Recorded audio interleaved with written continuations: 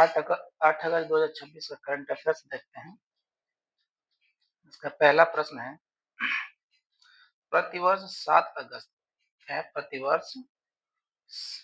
प्रतिवर्ष 7 अगस्त को मनाए जाने वाले राष्ट्रीय हथकरघा दिवस, क्या है? हथकरघा दिवस यानी नेशनल हैंडलूम डे की शुरुआत किस वर्ष की गई थी, जो स्वदेशी आंदोलन के शुभारंभ के याद में मनाया जाता है?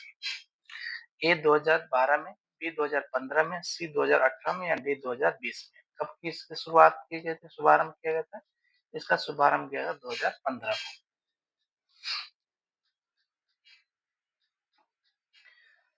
भारत सरकार ने 7 अगस्त 1905 को कोलकाता में शुरू हुए स्वदेशी आंदोलन की स्मृति में 2015 में 7 अगस्त को राष्ट्रीय हथकरघा दिवस घोषित किया था। 7 अगस्त 2026 को 12वां राष्ट्रीय हथकरघा दिवस मनाया गया, जो देश के बुनकरों के योगदान का सम्मान करता है। प्रश्न नंबर 2 देखते हैं, भारतीय रिजर्व बैंक की मौद्रिक नीति समिति ने अगस्त 2026 समीक्षा बैठक में नीतिगत रेपो दर को कितने प्रतिशत पर अपरिवर्तित रखा है? ए 5.00%, बी 5.25%, सी 5.50% या डी 6%। कितने प्रतिशत पर रखा है? इसको अपरिवर्तित रखा है, तो रखा है 5.25%, यानी कि option B is right answer. व्याख्या देख लेते हैं। आरबीआई की मौद्रिक नीति समिति ने सर्वसम्मति से नीतिगत रेपो दर को 5.25% स्थिर रखने का निर्णय लिया। इसके साथ ही आरबीआई ने वित्त वर्ष 2026-27 के लिए भारत की जीडीपी वृद्धि दर का अनुमान बढ़ाकर 6.7%, पहले क्या था 6.6% था, कर दिया है और मुद्रास्फीति अनुमान घटाकर 5% कर दिया है। 3 नंबर प्रश्न देखते हैं, हाल ही में किस संस्था ने reimagining care strategies for empowering caregivers in Viksit Bharat 2047 शीर्षक से एक रिपोर्ट जारी की है? ए नीति आयोग, बी राष्ट्रीय विकास परिषद, सी वित्त मंत्रालय या डी सामाजिक न्याय एवं अधिकारिता मंत्रालय? कौन सी? ये नीति आयोग ने इस शीर्षक से एक रिपोर्ट जारी किया। कौन सा शीर्षक? Reimagining care strategy for empowering caregivers in Viksit Bharat @2047। NITI Aayog ने नई दिल्ली में reimagining care strategy for empowering caregivers in Viksit Bharat 2047 report जारी की। इसका उद्देश्य भारत में केयर गिवर्स में देखभाल करने वालों के लिए एक संगठित, पेशेवर और भविष्य के लिए तैयार पारिस्थितिकी तंत्र विकसित करने हेतु एक विस्तृत रूपरेखा प्रदान करना है।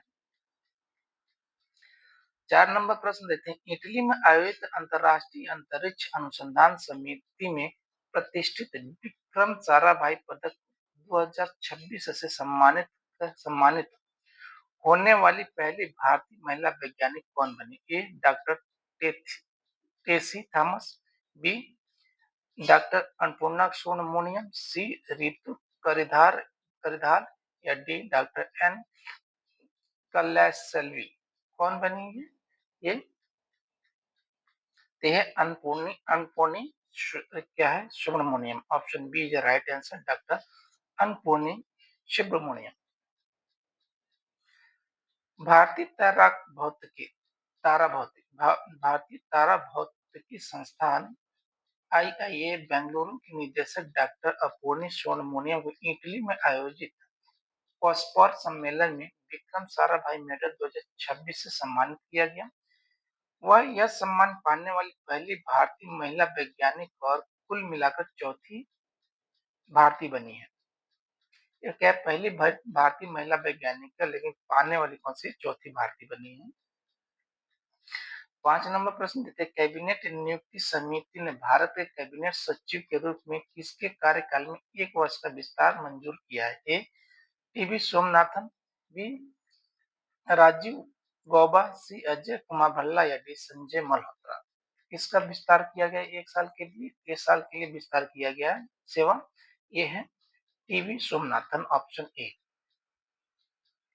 प्रधानमंत्री नरेंद्र मोदी की अध्यक्षता वाली कैबिनेट की नियुक्त समिति ने भारत के कैबिनेट सचिव टीवी सोमनाथन के सेवा काल में 1 वर्ष का विस्तार मंजूर किया है।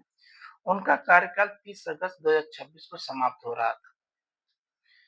प्रश्न नंबर 6 देते हैं, एयर इंडिया के नए मुख्य कार्यकारी अधिकारी और प्रबंध निदेशक के रूप में किसे नियुक्त किया गया? एक कैंपबेल विल्सन को, बी टेव टेवोल्डे गेब्रेमरी गेब्रेम रियाम, सी पीटर्स एल्बर्ट्स या डी विनोद कनन को। किसको नियुक्त किया गया है ये? तो ये नियुक्त किया गया है टेवोल्ड गेब्रे गेब्रेम रियाम को, गेब्रेम रियाम, ठीक है। टेवोल्ड गेब्रे रियाम को नियुक्त किया गया एयर इंडिया का CEO and managing director. Air India ने इथोपियन एयरलाइंस समूह के पूर्व सीईओ टेवोल्डे गेब्रेम रियाम को एयरलाइंस का नया सीईओ प्रबंध निदेशक नियुक्त किया है। 7 नंबर प्रश्न लेते हैं, सुप्रीम कोर्ट ने वाहनों के अनिवार्य तृतीय पक्ष बीमा अनुपालन को बढ़ाने के लिए IRDAI और MORTH को किस पायलट प्रोजेक्ट की संभावना तलाशने का निर्देश दिया? A no insurance no fuel, B digital insurance pass, C green vehicle card या डी सुरक्षित सड़क योजना। तो ये संभावना तलाश पायलट प्रोजेक्ट कौन सा? नो इंश्योरेंस नो फ्यूल, यानी कि अगर इंश्योरेंस नहीं है तो आपको फ्यूल नहीं दिया जाएगा। सुप्रीम कोर्ट की पीठ ने बीमा नियामक एडाई और सड़क परिवहन मंत्रालय को पेट्रोल पंपों पर नो इंश्योरेंस नो फ्यूल, यानी कि बीमा नहीं तो ईंधन नहीं नीति लागू करने के लिए पायलट प्रोजेक्ट चलाने का निर्देश दिया है, ताकि सड़क दुर्घटना पीड़ितों को मुआवजा सुनिश्चित हो सके। 8 नंबर प्रश्न लेते हैं, अंतर्राष्ट्रीय मुद्रा कोष में कार्यकारी निदेशक के वरिष्ठ सलाहकार के रूप में 3 वर्ष के लिए किसे नियुक्त किया गया है? भारत, ठीक है, IMF में। ए सत्यजीत मोहंती को, बी राहुल जैन को, सी नागेश सिंह को या डी अरिंदम बागची को। कौन है ये? एडवाइजर की है राहुल जैन, ठीक है, यह राहुल जैन, और राहुल जैन को नियुक्त किया गया है IMF में कार्यकारी निदेशक भारत की तरफ से किस वरिष्ठ सलाहकार के रूप में, किसमें? भारत वरिष्ठ सलाहकार के रूप में नियुक्त किया गया है। कितने? 3 वर्ष के लिए।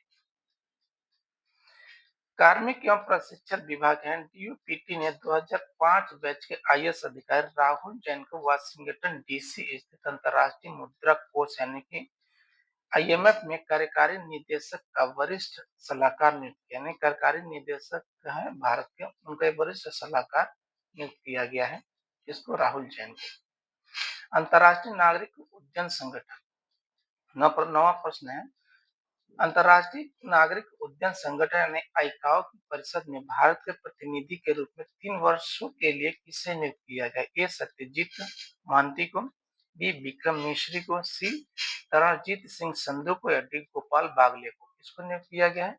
ये नियुक्त किया सत्यजीत मोहंती को, option A is the right answer. Satyajit Mohanty को ICAO में भारत के प्रतिनिधि के रूप में 3 वर्ष के लिए नियुक्त किया गया है।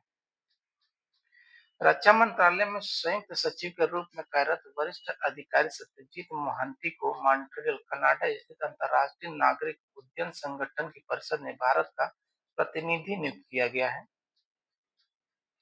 10 नंबर प्रश्न है, नागरिक उड्डयन मंत्रालय के अधीन पवन हंस लिमिटेड के टिकाऊ विमानन प्रौद्योगिकी के लिए किस देश की नियोमी एरोस्पेस यानी कि इल फ्लाई एस के साथ समझौता किया? ए स्वीडन, बी नॉर्वे, सी फिनलैंड या डी डेनमार्क, यानी कि कहा ये एरोस्पेस कहाँ की है, किस देश की है? ए नियोमी एरोस्पेस कहाँ की है? ये नियोमी एरोस्पेस कहाँ की है ये पूछा जा रहा है। तो ये नॉर्वे की कंपनी है, यानी कि option B is right answer, Norway की कंपनी है।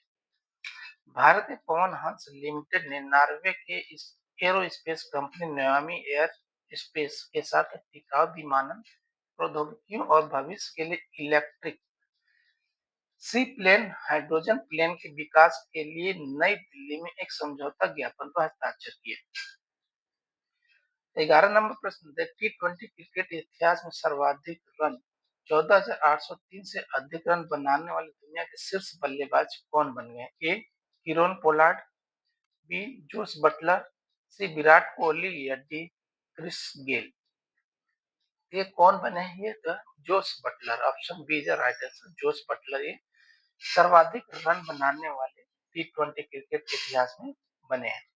कितना रन बनाया? 14,803 रन से अधिक बनाया है। इंग्लैंड के स्टार बल्लेबाज जोस बटलर, क्या जोस बटलर द 100 टूर्नामेंट में खेलते हुए T20 क्रिकेट इतिहास में सर्वाधिक रन बनाने वाले बल्लेबाज बन गए। उन्होंने वेस्टइंडीज के किरोन पोलार्ड का सर्वाधिक रिकॉर्ड तोड़ दिया। ठीक है, इनका कितना था? एक किरोन पोलार्ड का, एक किरोन पोलार्ड का था 14,803। इससे भी अधिक रन बनाया है किसने? जोस बटलर ने।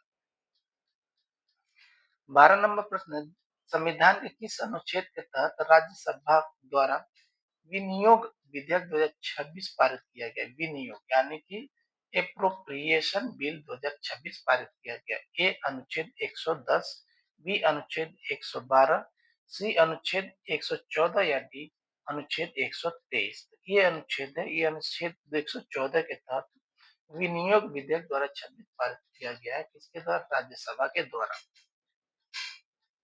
भारतीय संविधान के अनुच्छेद 114 के तहत संसद में विनियोग विधेयक पेश किया जाता है। संसद ने वित्तीय वर्ष 2022-23 के दौरान हुए अतिरिक्त व्यय के लिए भारत की संचित निधि यानी कंसोलिडेटेड फंड ऑफ इंडिया से 54,067.44 करोड़ की निकासी हेतु विनियोग विधेयक पारित किया। 13 नंबर प्रश्न, कपड़ा मंत्रालय द्वारा 12वें राष्ट्रीय हथकरघा दिवस के अवसर पर हथकरघा क्षेत्र में नवाचार और डिजिटल समाधानों को बढ़ावा देने के लिए किस हैकाथन का शुभारंभ किया? A textile India hackathon, B weaving innovation handloom hackathon 2026, C बुनकर डिजिटल चैलेंज या डी स्वदेशी क्राफ्ट हैकाथन। तो कौन सा हैकाथन शुरू किया जाए? ये वीविंग इनोवेशन हैंडलूम हैकाथन 2026 की शुरुआत की गई है।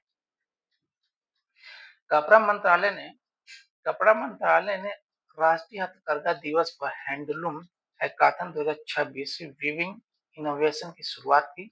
इसका उद्देश्य छात्रों, बुनकरों, कारीगरों, शोधकर्ताओं और स्टार्टअप्स को हथकरघा क्षेत्र में डिजाइन, टिकाऊपन और डिजिटल तकनीक से जुड़े समाधान विकसित करने के लिए प्रोत्साहित करना है।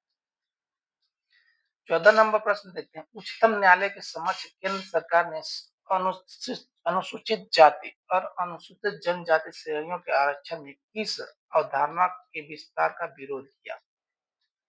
किसने? केंद्र सरकार ने। ए क्रीमीलेयर, बी उप वर्गीकरण, सी क्षैतिज आरक्षण या डी रोस्टर प्रणाली। तो कौन सा? ये क्रीमीलेयर का option is right answer. Creamy layer का विरोध किया।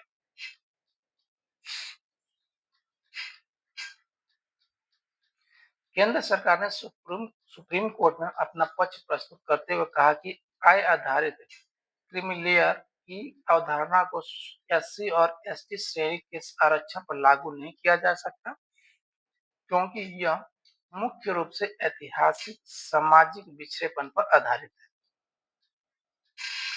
प्रश्न नंबर 15 देखते हैं, ग्लासगो में आयोजित राष्ट्रमंडल खेल 2026 यानी कॉमनवेल्थ गेम 2026 का कौन सा संस्करण आयोजित हो रहा है? ए 21वां, बी 22वां, सी 23वां या डी 24वां। कौन सा यह संस्करण है? ये संस्करण है 23वां। Option C is right answer. 23वां संस्करण है। 23वें राष्ट्रमंडल खेल का आयोजन ग्लासगो में किया जा रहा है। कहाँ पे किया जा रहा है? ग्लासगो में किया जा रहा है। ग्लासगो ने इससे पूर्व 2014 में 20वें राष्ट्रमंडल खेलों की सफल मेजबानी की थी। धन्यवाद।